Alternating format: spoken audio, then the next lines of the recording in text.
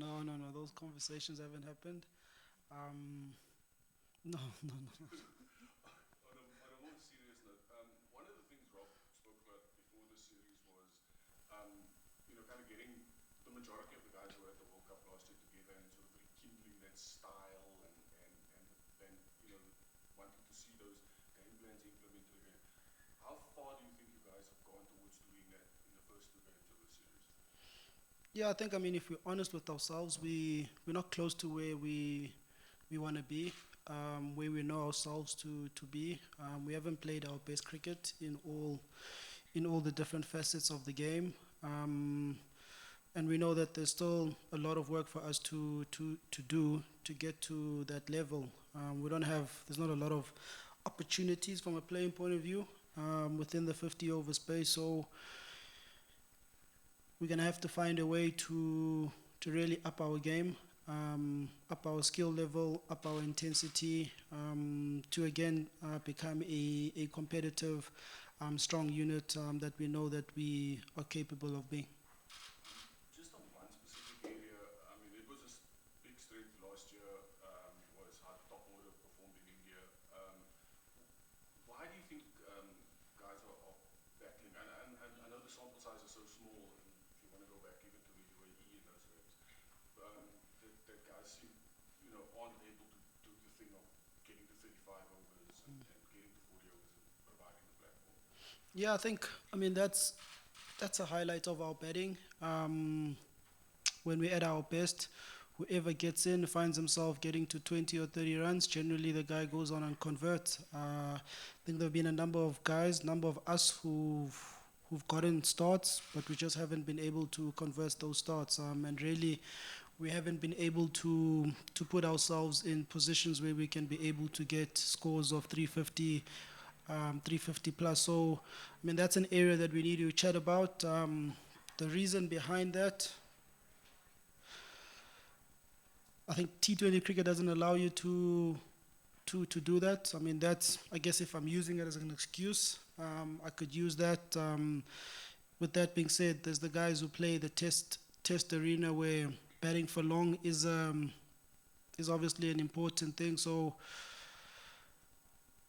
I think just us playing, to be honest with you, us just playing more and more 50 over cricket, that will give us that opportunity to kind of get that groove back, to get that rhythm. 50 over cricket is different in that, you're kind of batting through the different situation, different rhythms of the game. And as the batters, we need to get used to that. But I think, I mean, we don't want to be focusing too much on the excuses as to why we are not doing certain things. The important bit is that that's what is expected of us. That's what people know that we can do, and that's what we pride ourselves on doing it. We trust in ourselves as batters. We also know that if one guy gets 100, it's gonna kind of start happening for everyone else. So I think if I think of, I mean, our build up to the World Cup, it was almost a similar type of thing, playing against that series against Australia, where we started off quite so slowly, and then it kind of started happening when the guys started putting in the performances. So I guess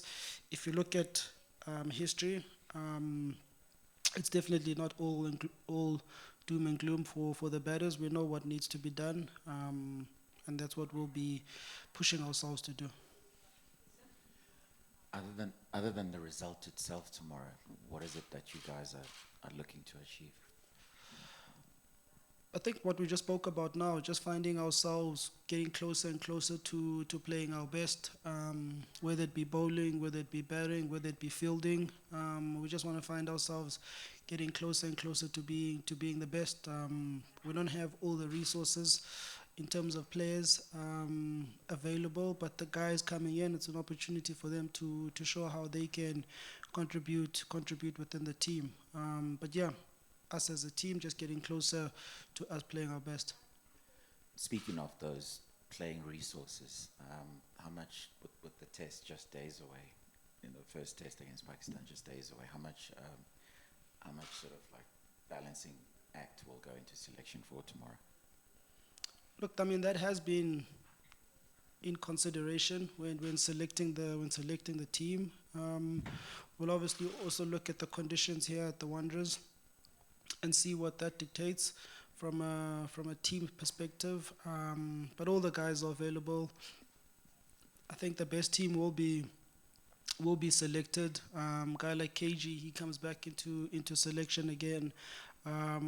Yeah, we'll be looking to select our best team.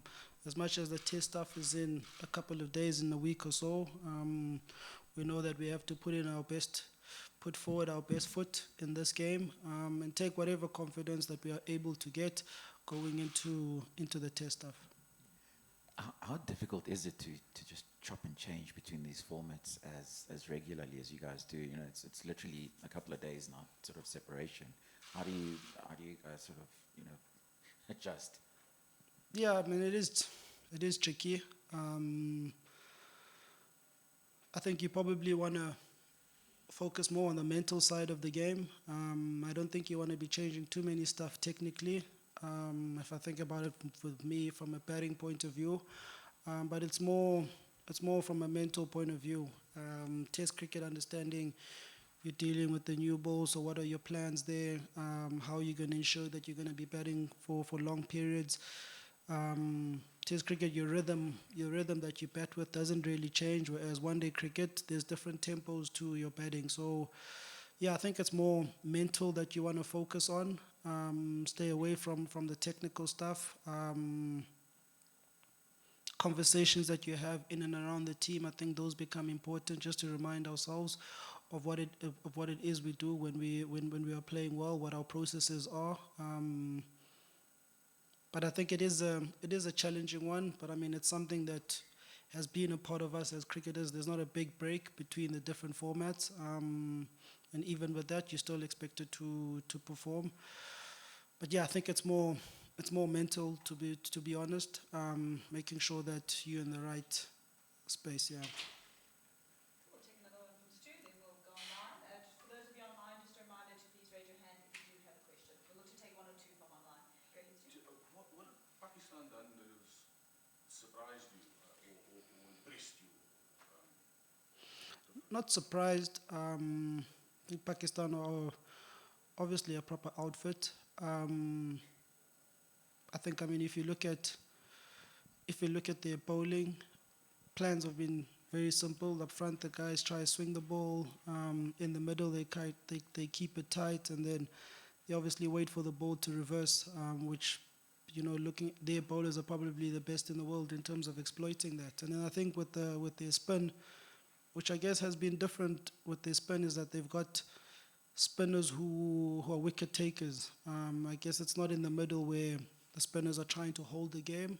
They're holding the game, but it's guys who can take wickets. So I mean that's given them a bit of a boost in their bowling lineup. And when the guys come back for their second and third spells, they're generally bowling to a lower order. I mean, it becomes a bit easier from their side. And then I think from a batting point of view, I think more particularly in the middle, how they've batted in the middle orders, Kamran, Salman, those guys have been able to up the intensity, and they've already allowed them to challenge for scores over 320. So I think, yeah, where they put us under pressure with the bat is those guys coming in the middle and how they've been able to up the intensity, whether they're under pressure or whether they're on top of the game. Okay. Nathan, please go ahead. Thank you very much, Lucy. Skip, you guys have been fairly successful with the Pink Day, winning 9 and losing twice. How special is the Pink Day for the side? And I'm sure you'll draw a lot of out of the occasion. Yeah, special occasion. I mean, this is a fixture that all of us look forward to. Even the guys who are not fit, they make sure they fit when it comes to the Pink Day occasion. And I mean, we know what the cause is about, and we'd like to play our role in creating awareness around breast cancer, but obviously also to raise funds for the Charlotte Maxeke hospital as the beneficiary. Like you said, we've got a good record when it comes to it, and we'd like to look after that record. It helps that we're playing here at the Wanderers as well, iconic stadium to play at, and we're looking forward to the support from the people. Hopefully the weather plays its role as well. Thanks, Nathan. Telford? Thanks, Lucy. How's it, Temba? How's it Um, going? I just wonder if part of the difference we see in the way you guys have batted in the test matches recently and in the white ball game is the fact that the World Test Championship is here. It's in your face, you know, trying to get into the final, and it's very real as opposed to World Cups are a little further away. So is it just a natural human reaction to, you know, to deal well with what's in front of you?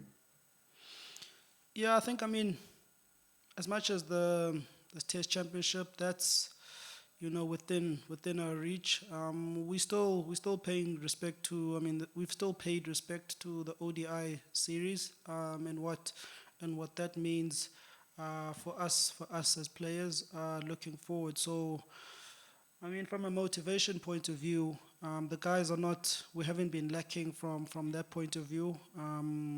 When we speak, we still speak ODI cricket. We still speak about the skills that are required from that perspective. But I guess at the back of the minds of certain players, I guess we know after this game, the next 2 weeks becomes super important for us. But I mean, we've still paid due respect to the series as well as the opposition as well.